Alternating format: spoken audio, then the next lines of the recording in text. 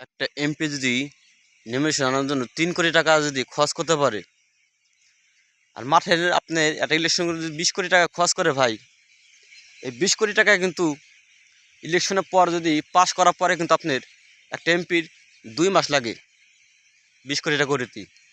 তা একটা এমপির কিন্তু বা আপনার সরকার থেকে বেতন পায় হাইস 1 লাখ টাকা। তো বছরে আপনার কত? 11 লাখ টাকা। তাহলে 5 বছরে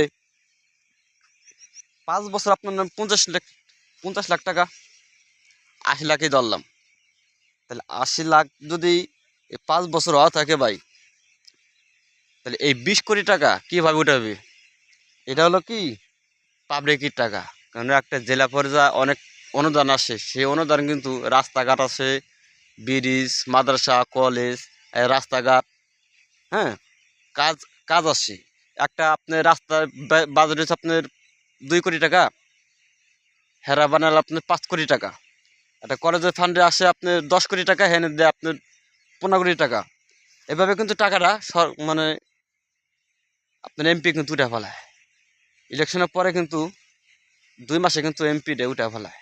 কিন্তু আমরা কিন্তু বুঝি না ভাই, আমাকে তো সল্লে বলে দিয়ে আমাদের বোঝা ফেলায়। কিন্তু পুরোটাই টাকা কিন্তু পাবলিকের টাকা দিয়ে কিন্তু এমপিরা টাকা ভাঙতেছে, কিন্তু আমরা ওইভাবেই নাচতেছি।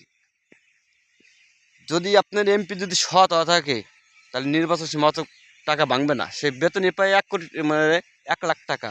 সে 20 কোটি টাকা কীভাবে ভাঙে? কেউই স্বার্থ ছাড়া ভাই কেউ রাজনীতি করে না। সে দেশের স্বার্থ ছাড়া কেউ করে না, সে নিজের স্বার্থ ছাড়া এক পাও কেউ নড়ে না ভাই। এটাই বাস্তব। কথাটা আমি বললাম, যদি ভালো লাগে শেয়ার করে দিন।